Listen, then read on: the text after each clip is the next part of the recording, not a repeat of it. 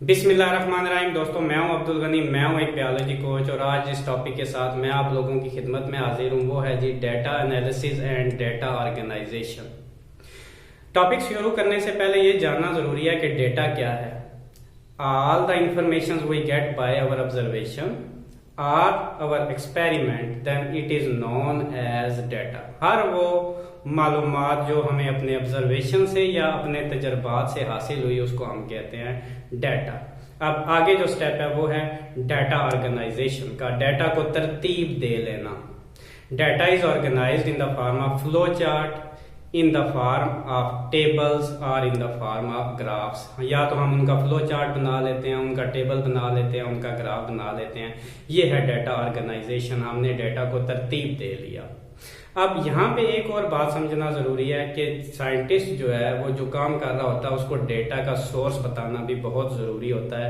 ये इम्पॉर्टेंट है ताकि पता चले कि डाटा जो है वो कितना ऑथेंटिक डाटा है। ये है जी डाटा ऑर्गेनाइजेशन। हमें पता चल गया डाटा क्या है। वो इंफॉर्मेशन हमने जो तजर्बे से हासिल की और जो हमने जो है अपने ऑब्जर्वेशन से हासिल की वो क्या है, वो है डाटा। उसके बाद हमने उसको ऑर्गेनाइज कर लिया, तरतीब बना दे दी। तरतीब कैसे दी, उसका हमने फ्लो चार्ट बना लिया या उसका टेबल बना लिया या उसको ग्राफ की शक्ल में हमने तरतीब दे दिया। नेक्स्ट जो स्टेप आता है यहाँ पे वो आता है डाटा एनालिसिस का।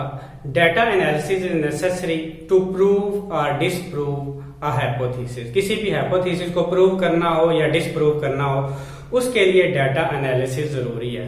डाटा एनालिसिस के लिए दो चीजें जानना बहुत जरूरी है। नंबर 1 रेशो क्या है और नंबर 2 प्रोपोर्शन क्या है। Ratio, when two numbers a and b are related in quotient form a/b then it is known as ratio।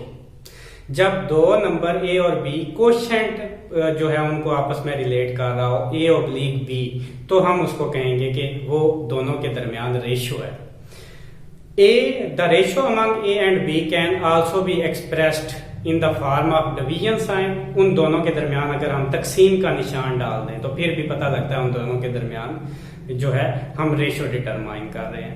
या फिर उनके दरमियान कोलन साइन डाला जा सकता है। 3 जो है उसके लिखने के तरीके हैं a/b, या उनके दरमियान डिवीजन का साइन डाला जा सकता है या उनके दरमियान कोलन का साइन डाला जा सकता है।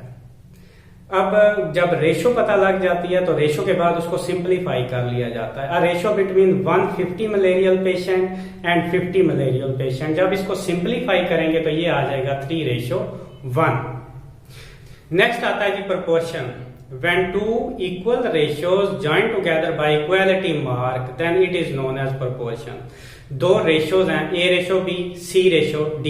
इन दोनों के दरमियान जब हम इक्वालिटी का साइन डाल देंगे तो ये एक प्रोपोर्शन बन जाएगा दो इक्वल रेशियो के दरमियान। या इसको ऐसे भी लिख सकते हैं a/b प्रोपोर्शन c/d।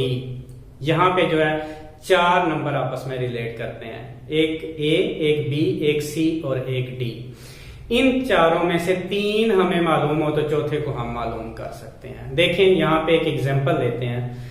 हम ये जानना चाहते हैं कि अगर 100 इन्फेक्टेड मच्छर जिनमें प्लाज्मोडियम मौजूद है वो 100 हेल्दी पर्सन को काटें तो उसमें से कितने को मलेरिया होगा।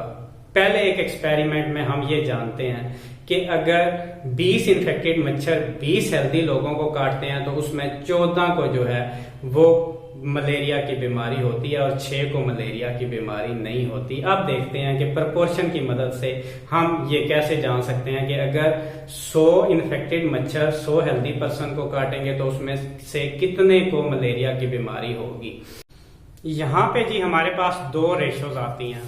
पहली रेशो है 14:20। दूसरी रेशो है हमारे पास x/100। प्रोपोर्शन की शक्ल में जब हम इसे लिखते हैं तो लिखेंगे 14:20 proportion x/100। x/100 equal to 14/20। अब हम देखते हैं x क्रॉस मल्टीप्लाई करेंगे तो x multiplied by 20 equal to 100 multiplied by 14। x की वैल्यू हमने देखनी है तो 100/20 मल्टीप्लाइड बाय 14, तो x की वैल्यू हमारे पास आ गई 70। यहां से हमें ये पता चला कि अगर 100 इन्फेक्टेड मच्छर 100 हेल्थी पर्सन को काटें तो 70 को जो है वो मलेरिया की बीमारी होगी, जबकि 30 जो है वो उससे बच जाएंगे। तो यहां हमने देखा कि प्रोपोर्शन में अगर हमें 3 वैल्यू बताऊं तो हम चौथी को जान सकते हैं। तो ये था जी रेशियो और प्रोपोर्शन जो हमें डाटा एनालिसिस में मदद करता है। Thank you very much.